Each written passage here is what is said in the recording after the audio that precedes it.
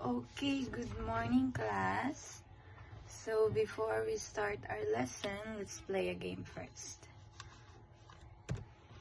So this game is called Inequality Freeze Dance. The teacher will play the music and the student will dance. When the music stops, the teacher will show a symbol. So familiar naman siguro kayo sa trip to Jerusalem, di ba? Ganyan lang yan. So, kung ready na, okay, let's start everybody. Let's start.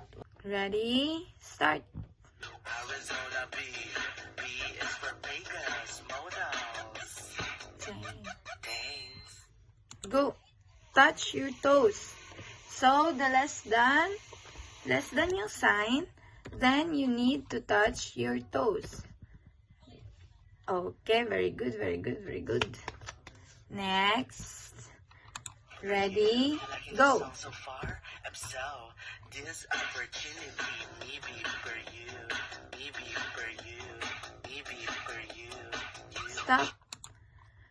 Greater than. Reach up high. Reach daw kayo sa taas.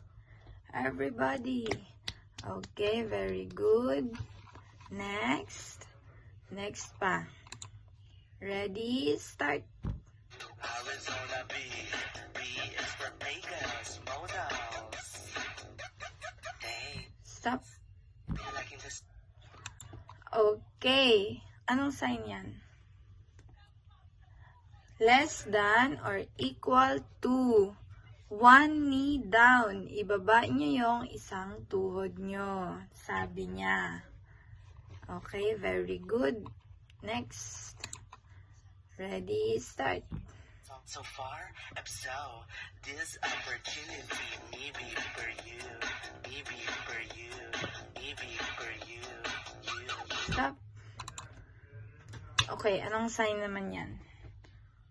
Greater than or equal to. Arms wide. Tapos yung wide nyo yung hands nyo. Very good. Okay. And, tapos na.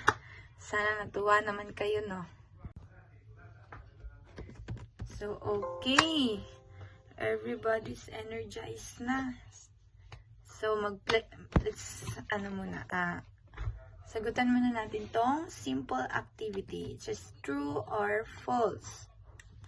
Iano niya lang kung true ba ang equation or false. Start na tayo. So, the equation shows 3 plus 2 less than 10.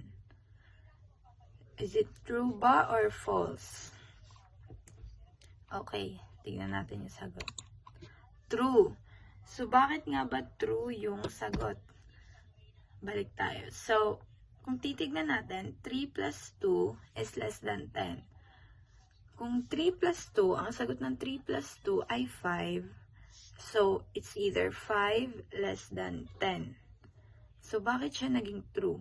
Kasi yung 5 is smaller than 10. So, yung equation is 5 less than 10. Kaya siya nagiging true. Next one. Very good, very good. 5 is greater than 7. Is it true or false? Let's see. False. Okay, kailan ba naging greater ang 5 sa 7? Diba mas greater than ang 7 kaysa sa 5? Kaya the equation, lumalabas siya na false. Next. 4 is less than 4. Is it true or false? Let's see. False. Kasi, hindi naman tumataas or bumababa kung same lang yung number ng equation mo. Maybe pwede siyang equal, ganun, equal. Pwede siyang equal, pero hindi siya mag-greater than on the other hand. Next is 6 is greater than or equal to 2. Let's see the answer. True. It's either greater than kasi mas malaki naman talaga ang 6 sa 2. Okay, thank you. Sana may natutunan kayo. Okay. So, after natin sa activity natin kanina and sa konting energizer, let's move forward sa ating discussion. So, our topic for today is about linear inequalities in two variables. So, our agenda for today, we're going to discuss and learn about linear inequalities in two variables. So, linear inequalities in two variables shows all the possible solutions that satisfy an inequality. On a graph, the solutions from a region separated by a boundary line. So, helping us model real-life situation with limits or constraints. So, let's move forward to our understanding linear inequality in two variables. So, a linear inequality in two variables shows all the possible pairs of numbers like x and y that make the inequality true. A linear inequality is a math statement that compares two expressions using less than or equal to, greater than, and greater than or equal to. For example, y is less than 2x plus 3 and y is greater than or equal to negative x plus 4. So the line divides the graph on the shaded area shows all the possible solutions.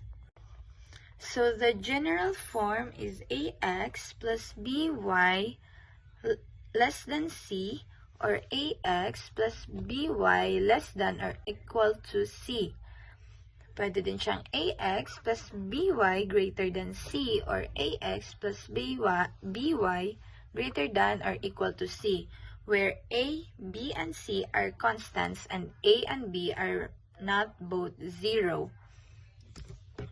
Look at these equations. So, yung linear inequality may 3 equations. First is boundary line equation. So, the boundary line equation is a graph a linear inequality. First, write the boundary line by changing the inequality sign to an equal sign. So, for example, ang inequality natin is y less than 2x plus 3. So, i-change natin siya, papalitan natin yung sign niya, yung equation niya to equal sign. So, yung boundary line niya magiging y. So, yung less than, change mo ng equal sign. So, y equals 2x plus 3. Next is slope-intercept form. Often, the boundary line is written as y equals to mx plus b. So, m is the slope or steepness of the line. B is the y-intercept where the line crosses the y-axis. For example, y is greater than or equal to negative x plus 4. So, yung slope niya yan is the negative 1. So, yung y-intercept would be the 4. Next is standard form. Some inequalities may be given in standard form ax plus by less than or equal to c. For example, 2x plus y is greater than or equal to 6.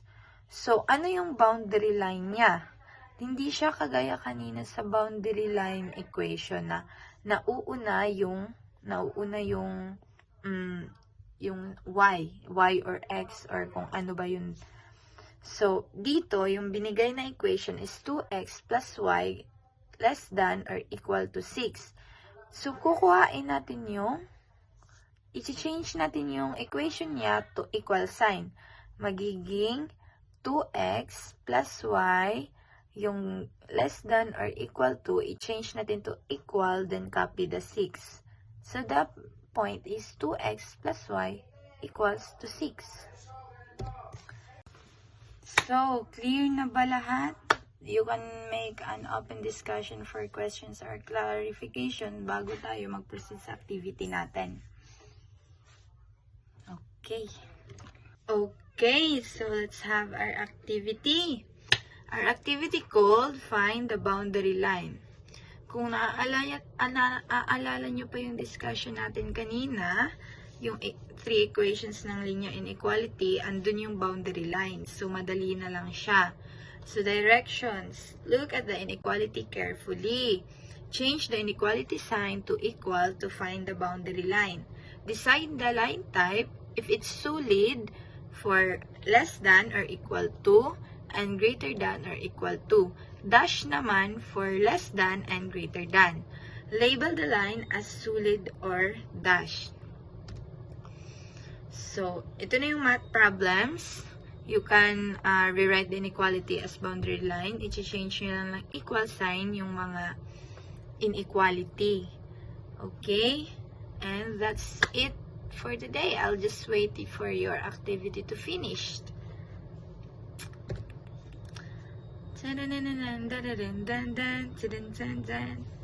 And that's it, guys. We're done for the day. See you on our next meeting.